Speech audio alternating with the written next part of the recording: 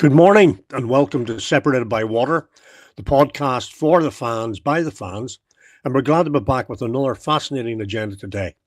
We'll focus respectively on the runs of Forest and Spurs and examine if they're telling us anything. We're going to acknowledge two young managers who've started well against the odds, perhaps, and consider what's next in Europe for Forest and Spurs. Okay, my name's Colin Campbell, season ticket holder of Spurs, as you may know, and my colleague and good friend, Paul. Paul, how are you? Good, Colin. Recovered. For those we'll pray for no technical issues today. This is the third time lucky trying to get an episode out. I don't know what's going on. Yeah, I was up at your house the other night, took sick, travelled back down the road, feeling unwell all week, but I'm feeling good today. I didn't cook. I didn't cook, by the way. I didn't cook. No, that's not why you were sick. You didn't cook. No, you didn't. You didn't. Anyway, Thursday night's result cheered me up. We'll talk about that in a minute or two. The various games last weekend, Brentford, and then our European trip, and we'll talk about the future games. What do you want to start with first, Colin? Okay, Paul. Nottingham Forest. I would call it. They're on an interesting run. I would call it. Tell us about it. Well, I put up on the flyer to advertise this Forest flying, and I thought, no, you're being a bit too hasty there. But anyway, look, Brentford last week, 3 points that I didn't expect to get. I really didn't expect to get 3 points there. I would have come away with, if we'd come away with a point, I would have been happy. But we were convincing.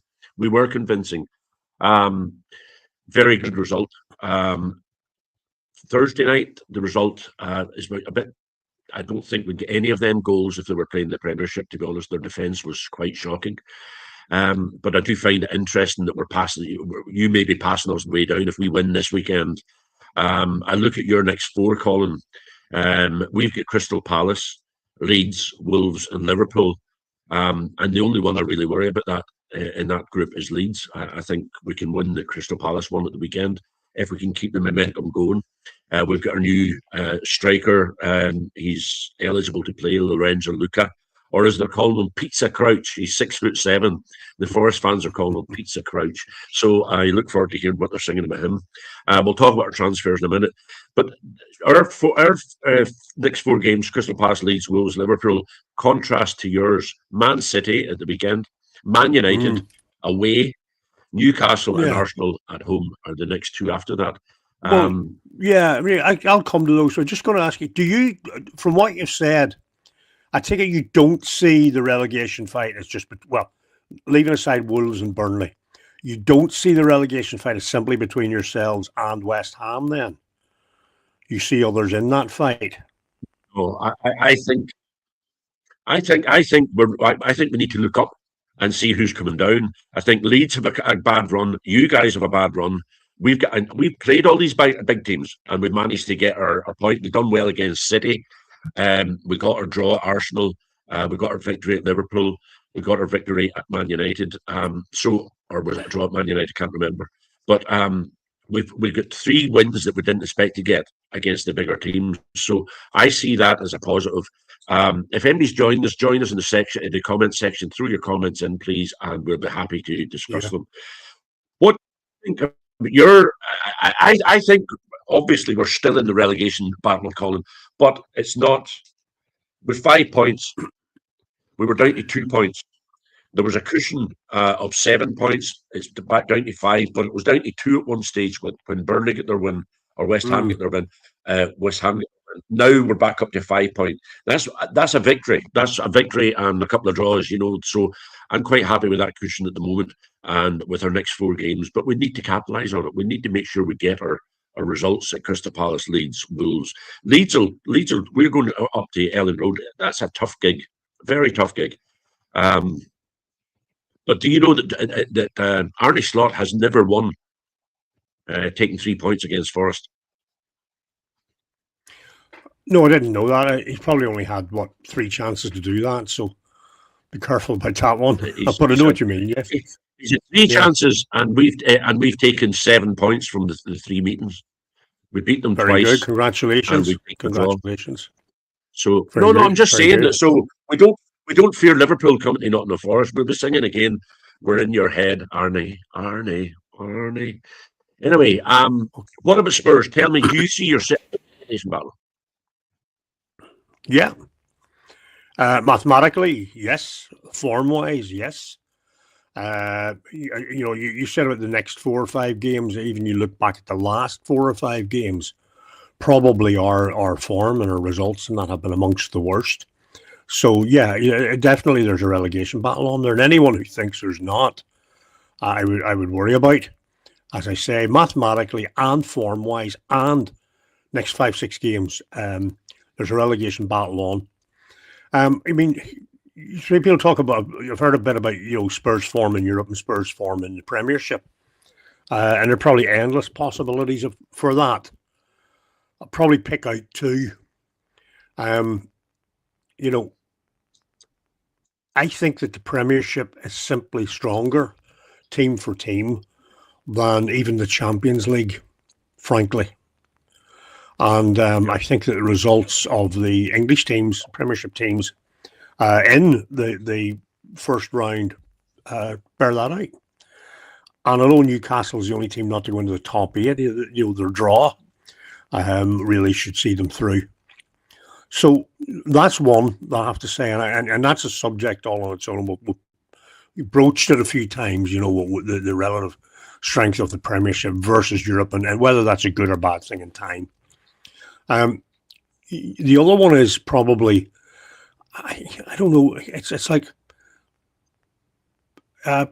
is there a difference in the mindset of the players? I.e., when they're playing in the league, particularly at home, are they tense and tentative? Whereas in Europe, they maybe feel there's nothing to lose, and they play with a great freedom, and that's what it looks like. Now, how much of this is down to the manager? I don't know. Whether he instructs them to go out and be tense and tentative, I doubt it. But whether it just gets into their heads a little bit. But I think there's a combination of trying too hard and fear of not making a mistake in the league, whereas in Europe, it's just maybe a wee bit more relaxed.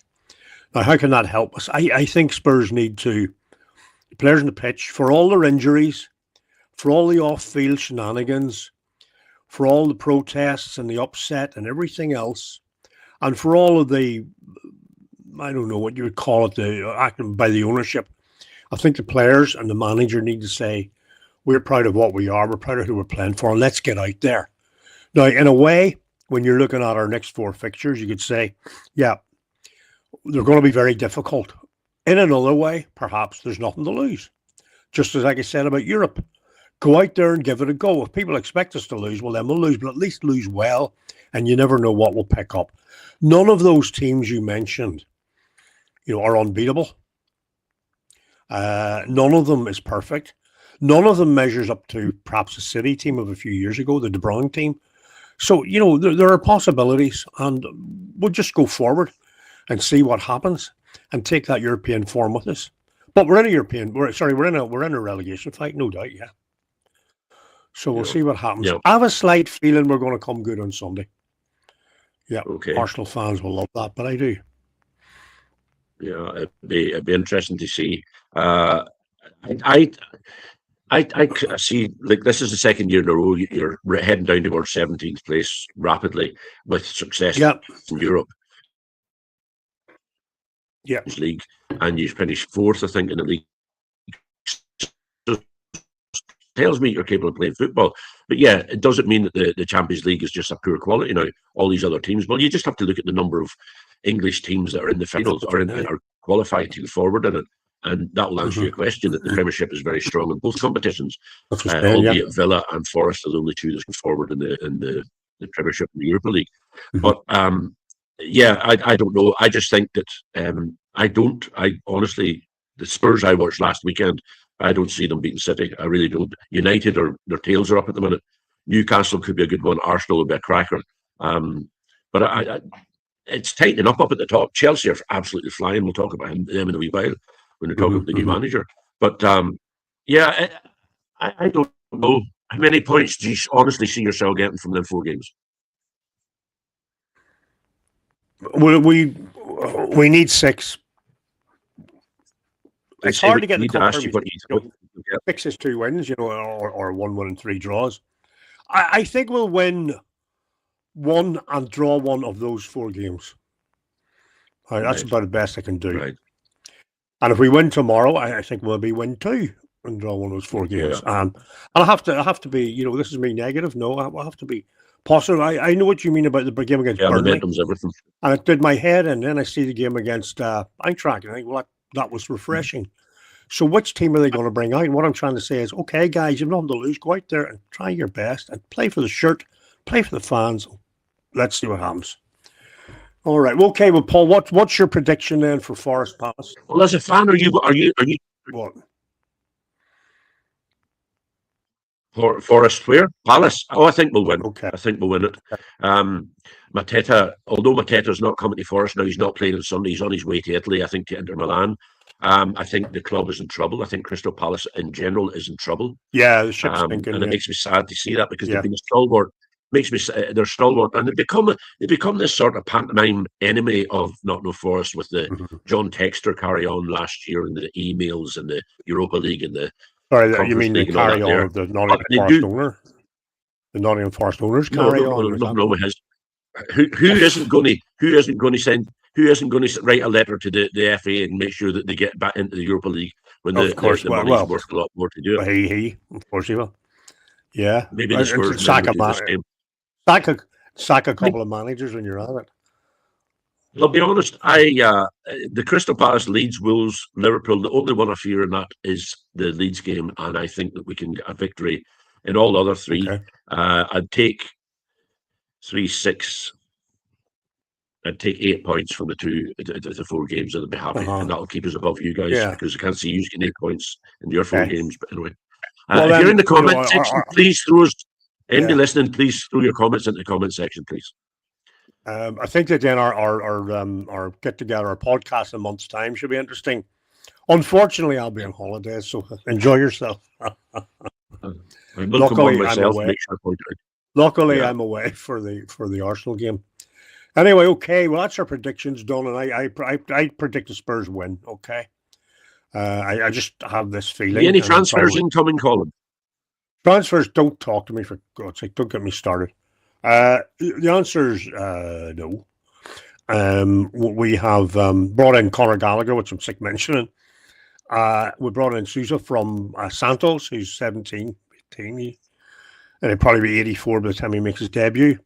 We let Brendan Johnson go. Dane Scarlett has gone on loan to Hibernian. And other than that, nothing. A whisper about Raheem Sterling.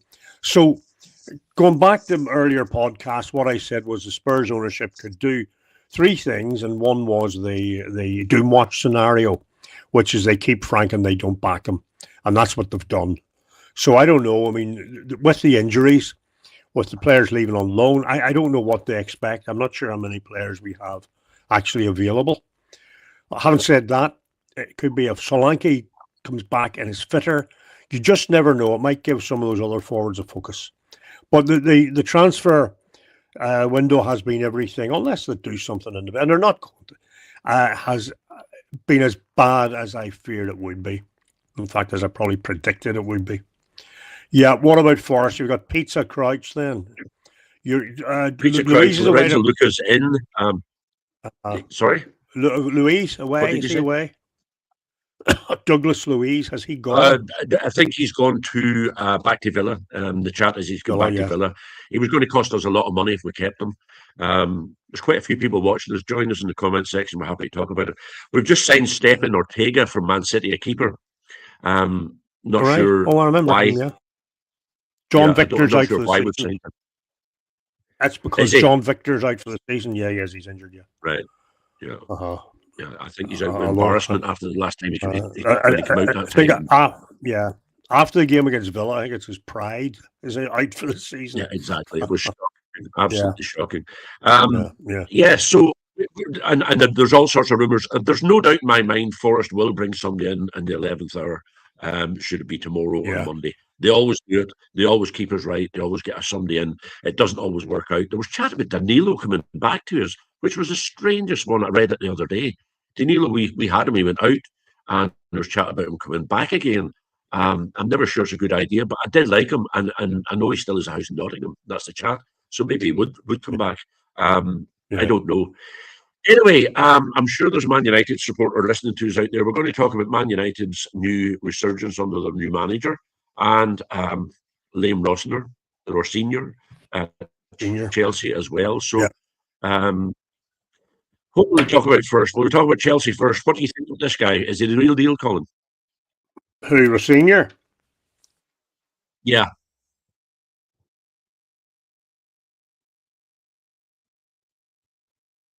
Yeah, well, I think I don't know. You seem to have frozen there, Colin.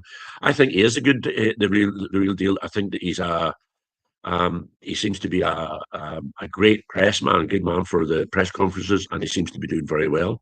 Um, he seems to talk. He seems to be getting results left, right, and centre against all odds. He seems to be dealing with the people upstairs that he's picking his own team, and he's managing to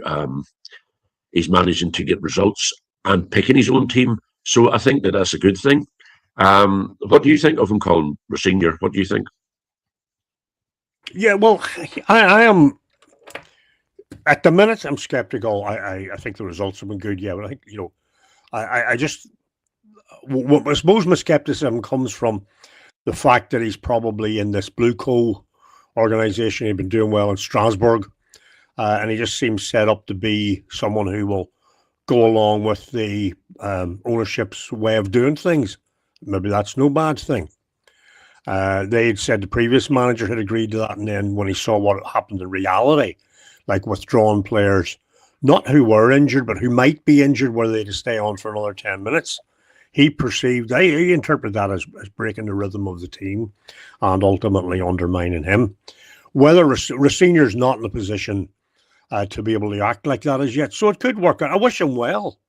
I really do. Like Carrick, he's an English-British young manager. Probably think when the Premiership needs more of them. So hope he does work, but just at the minute, a little bit skeptical. I'll give a sort of thumbs sideways at the minute, yeah. Okay, does that take you on then to Michael Carrick? Michael Carrick, yeah, I think he's doing a sterling job as a United, a rejuvenated Man United who are playing like of Man United of old. And if he keeps that up, he'll be pushing for a Champions League place, pushing Liverpool out of the way on the way. So, yeah, I think he's doing very well. It's actually a nice Man United to watch.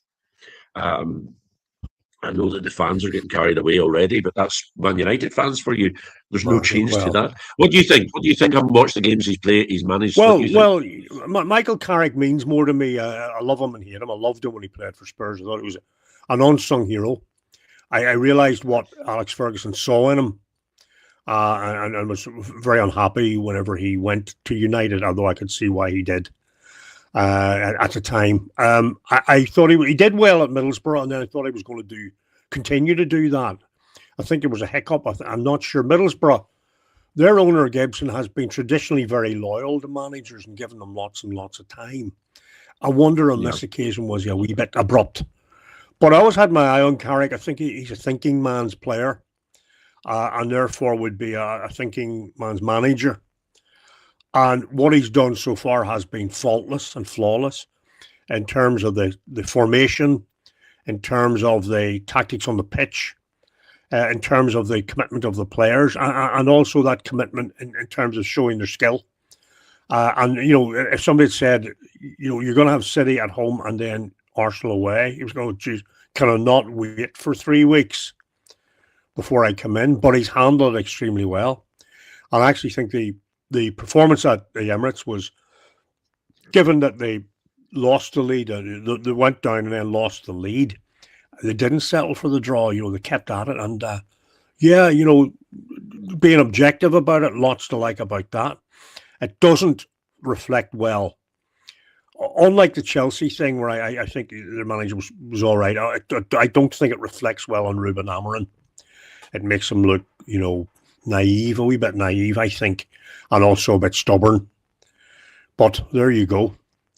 So, Carrick and Rosenior will both be probably, the league's outside their grasp this year, but they'll both be very determined to make the Champions League.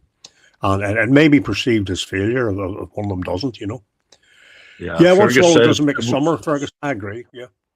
Yeah, very true. And I'm not sure who you have next. I didn't write it down. I should have had a look at it before we started talking about them. But I do think that Yeah, so there's merit and truth in that statement, that there's a bit to go. But it's encouraging. And you know what's good as well, Colin? It's two British stroke English managers who are and if you go through the Premiership, there's not so many yeah, of them.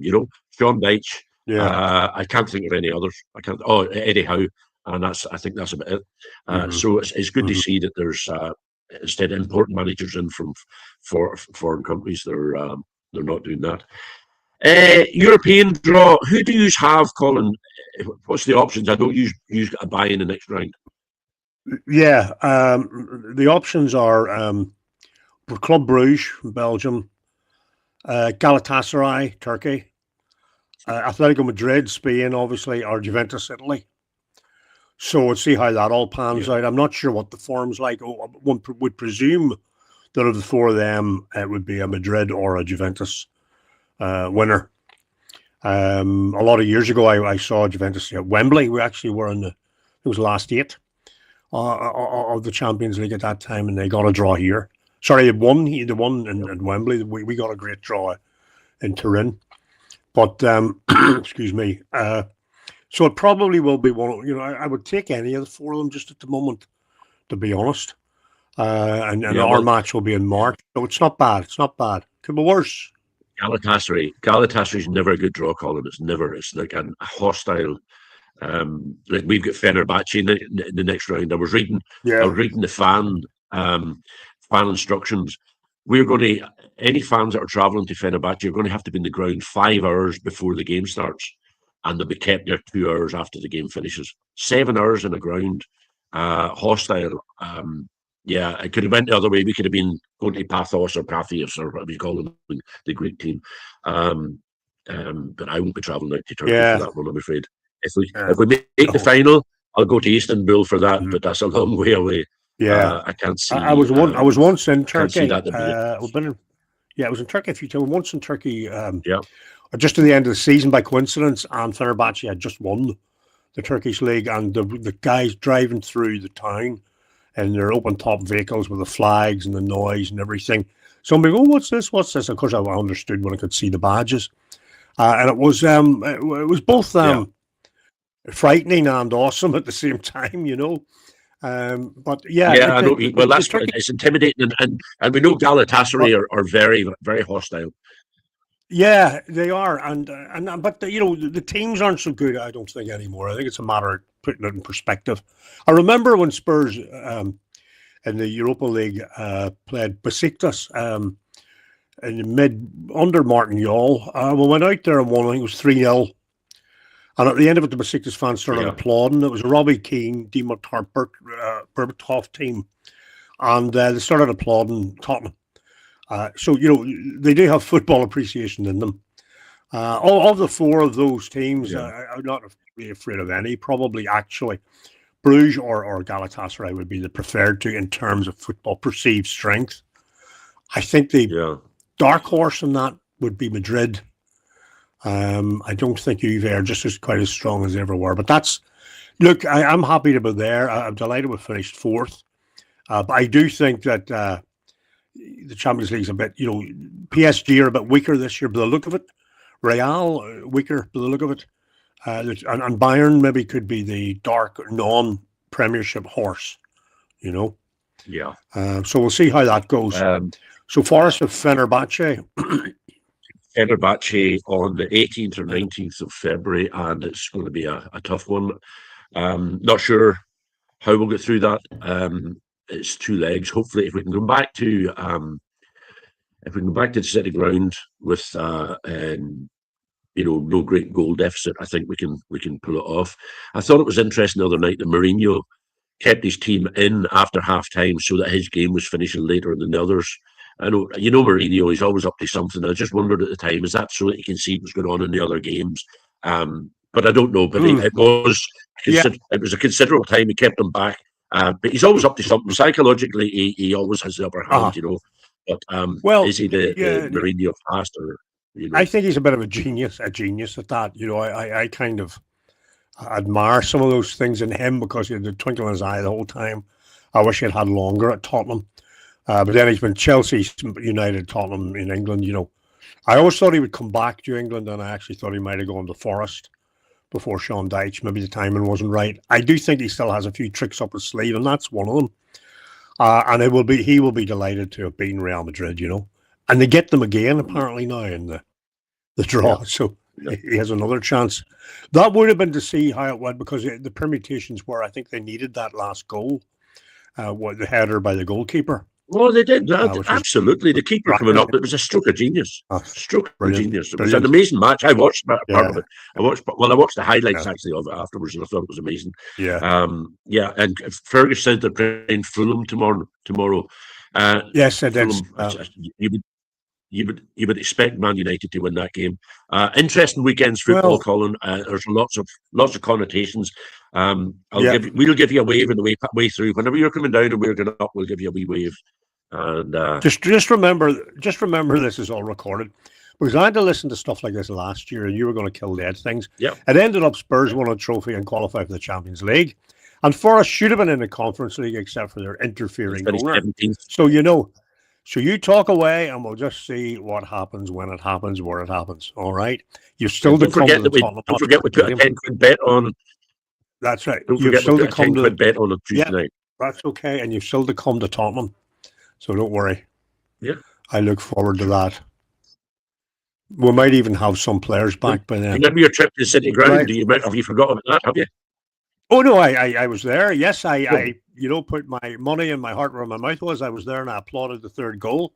Very disappointed. If you look back at the podcast, I give a full representation of that. So don't you worry. But we'll see what happens. Just on that, but see when you were saying that the Turkish fans were applauding you, do you think like that was them applauding good football, or just applauding the fact that they managed to get used in the next round?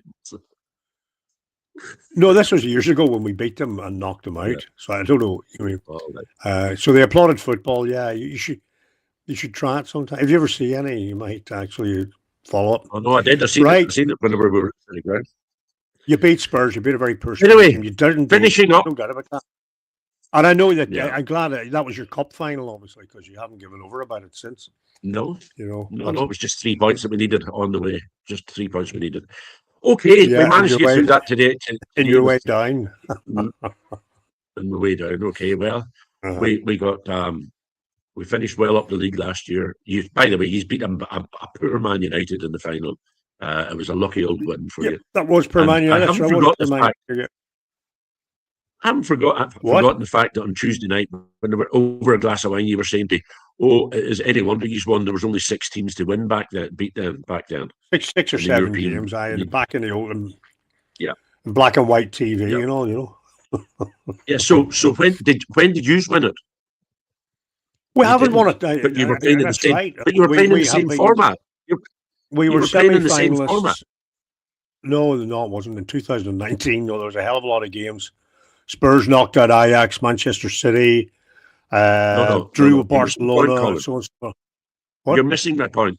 Back in the day, you were playing in the same format. So you had the same opportunities as we had. Yeah, Spurs didn't win the league. Forest won the league once, then won the European Cup, then went in the next year and won it. That's right. And congratulations to them. It was wonderful. Okay. Well, great achievement. You were trying to rubbish it wonderful achievement. Right? Just to fill you up. No, what I was saying was, I think to compare it to now, I think is a bit silly. It's a great achievement. It really is, and on a serious note, slagging aside. On a serious note, all the slagging aside, is this new format for the Champions League and the Europa League, is it working? I think it's too early. For me, it's too early to say. I think that Tuesday night, Wednesday night, whatever it was a great entertainment and excitement. But I think that there's less, contrary to what they hoped for, I think there's sometimes less jeopardy on the individual games, because you feel, well, if they lose this one, win the next one. And I wonder, is that, Arsenal aside, Bayern, Real, PSG, some of the others, seem to, even City, seem to kind of half turn up for some of these games and think, well, we'll qualify anyway, And I'm not sure. I'm just not sure. I think we need another couple of seasons to see how it goes. I think the problem with this format, and it may be the other format as well, because they keep the teams separate, is that the Premiership have already said it's going in one direction. The second and third place teams in the other big countries, as normal, Spain and Germany, haven't done well. Dortmund, Frankfurt haven't done well. The teams in Spain haven't really. Villarreal, abominably. You know what I mean? France, just not good. So I think the challenge will be. It might be that they stop keeping the teams apart. I mean, when Forest had won the European Cup in 1980, was or whatever, the first time, in their first round the following season, they drew Liverpool and beat them 2-0 at City Ground and drew 0-0 at Anfield. Now, that meant that Liverpool, as league champions, were already out. And this part of this is to avoid all that, started by Berlusconi. But it may be that they have to revise that and say that the English teams or whoever it is meet each other earlier, and whatever happens, happens. Otherwise, well, I think it should be. They shouldn't be filtering. I don't think they should be filtering teams a certain way. Draw the games and let them play them, and if that's what I think they should be doing. I don't think it may come to that. Treatment. It may come to that because if interest drops, i.e., if interest in Italy, Spain, France, the other countries drops, well, then it's not a worldwide product anymore. It's Premiership extension. Interest in team, in Belgium and Holland and all, who had great teams in the past. Ajax, of course, PSV, Feyenoord, Bruges was one. There were a lot of others that were great Anderlecht were great teams, aren't figuring anymore. Austria's gone, Switzerland's gone, in terms of putting their own teams forward. So we'll see what happens. But I think a lot of these leagues, Colin, whenever you see the players come to the Premiership from Serie A and things like that, it doesn't always work. It's such a different league that we have that our teams play in. And this year is a prime example that there's, from, I think, 7th place down to 17th, there's only a handful of points in it, and anybody can be drawn down, anybody can go up the table. Yeah. So just interesting to see how it all pans out. Years ago, 10, 20 years ago, they were talking about the Spanish way of playing football, tiki-taka, and everyone was trying to play possession-based football and pass it along the back. And English teams were going over there and one pass too many and getting caught out. We were more get the ball forward, get it into the box and all this kind of thing. Now, it's ironic to me and interesting that possibly one of the greatest tacticians, possibly greatest we currently have, I think Pep Guardiola is in the English league, has been for some time, has been given time to formulate probably 3 city teams in his likeness. This is possibly the weakest, but he's changing. He certainly wasn't afraid to go into the transfer market. I think players like De Bruyne are irreplaceable. But he's, changed it again, whereby he's ready to use Haaland as a blunt instrument. Get the ball to him, let him knock the centre back out of the way and score a goal. And maybe just the way football has changed again is suiting that English-British approach. And also, I think it's quite simple that with far too much money and able to buy the best players. And if they work from Europe, they work. If they don't, they're away again, And when you see some of the players, years ago, Dennis Law, Jimmy Greaves in the early 60s, and a lot of these worked. Later on, there was Rush, there was Brady, and then there was Hoddle. When the thing was to go to Europe, the best from here went to Europe. Hateley went and all of these people, that doesn't really happen anymore. It's a lesser player, if you will. McTominay and Abrahams and all of these. And I'm not saying they're great players, don't get me wrong, but you know what I'm trying to say. So I think a balance has shifted. Whether it rebalances through time, I don't know, because I think the money scenario is always, not good and for pure competition. Such a success, Yeah. Premier League is a success. It's worked. They've It is. managed it well, and they've got the whole thing done, stitched up. My worry about Forest and attracting players. You're talking about transfers. There is Matata. Why would he come to Forest when he was? I think that Sean Dyche needs to choose very carefully now what players he plays in Europe. He needs to stick a good team on now instead of. But maybe he's balanced it right. But now we're into knockout stages. I think he has to put on the strongest team. But we're not attracting top end players because I read something this morning. Dyche. He plays it's like Dyche-osaurus sort of thing. He plays an old system that nobody really wants to watch and is bored with it. So, I can sort of see what that person was saying, that he's not getting it's not new inventive football. It's old style. But then again, the long throws back in again in every team, and it's as if it's a new thing. Exactly. It's been there for years. Yeah. So it's maybe it's what wins and gets you 3 points. These things come back, and Europe could regain its status. It depends where the money goes, but. Two things that Berlusconi had done, allegedly had read about it with AC Milan were the team of the time. They were knocked out by fluke early in the European Cup, and he decided that could never happen again because his TV channels were set up to watch them. So he created the scenario where more teams went in, and the knockout stage was replaced by the league stage. He then brought in the phenomenon when they could afford it at the time, whereby it effectively two AC Milan teams, one that played at the weekend to win the Scudetto and the other one that played during the week to win what became the Champions League. The problem for him was that coincided with the Premiership creation and the absolute unbelievable success Sky TV have had with that, not only in UK but throughout the world. Yeah, and that put the money, in the other direction. Yeah. Which was towards UK, and there's no denying that. Yeah, over the years, but it wasn't that long ago. Barcelona beating Man United, and I mean, remember the current. Well, I'm just saying they're calling it. Are French. It's the fact that Sky Sports sort of launched their sports channels around the time that the Premiership was. Coming in. There's no coincidence there that the two came hand in hand and helped one another along the way. Yeah. Quite a few people watching this. Throw your comments in the comment section. Ferg, as always, you were great for throwing in the comments. I just wonder if you think you're going to win tomorrow or not.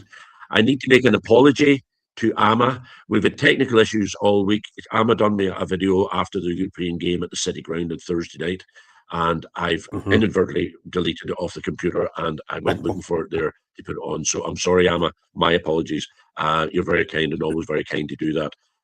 It was, by all accounts, it was a great evening at the City Ground and a great atmosphere, and the fans. Although there were some coins thrown into the Forest crowd from the visitors, the Pirates, as they call themselves. There's coins thrown in, so not good practice. But overall, I think it was a successful night.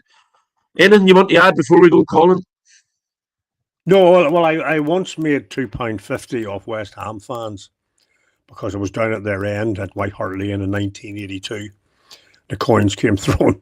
So luckily I wasn't hitting the head, but I picked it up. So I got myself a McDonald's on the way back down to Tottenham High Road. So it can't happen. I know it's to make light of it, but those were the days, my God, when you're separated by a few sheets of, barbed wire and so on, and the old bill, as they call them over there, standing there, getting their hats knocked off. But no, not good. I think it's moved on a lot where fans can. As I said, the Bodo Glimt fans come in. You've seen that before and joined us in the pubs. It was great fun. Hopefully, it'll be like that. Yeah. But some of the other teams, you do have they have a reputation to uphold as they see it. Tottenham probably one of them like that. But no, nothing more except have a great weekend, everyone. Enjoy your football. Fergus reckons 2-0 United. I hope so. Go after Arsenal United. No, Fulham are no dozers. Fulham are no dozers. I know they're not. They took on heart my note of concern that time. I think they've only had one blemish since then. They must have listened to you and said, right, this guy's they did. Of this course guy's talking. Yeah. This guy knows what you see. If they listen to me, the world would be a better place. Clearly Enoch don't. Maybe channel into Spurs then, huh? Well, that's what I'm saying. Okay, Clearly, that was great. don't. Everyone else does. Okay, look, Yeah. thanks everyone, Okay. and I'll see you We soon. nearly get through an episode without Thanks, you Paul. mentioning Enoch, but you got it in at the end. I couldn't help myself there. I couldn't help myself. What can you do? I've had some days Colin actually came to me, Colin, and said, could Colin get through an episode without mentioning Levy, Lewis family, or Enoch? So maybe next week you'll try and do that. No. Let's see how Sunday goes. Okay, all right. the best. Thanks everyone. very much, everybody. Thanks, Fergus, Bye-bye. for throwing in the Bye-bye. comments. Always great to hear from you, buddy. And Bye-bye. thanks very much, everybody. Stay safe, and we'll see you next Tuesday afternoon at 3:30. Yeah. Technicalities being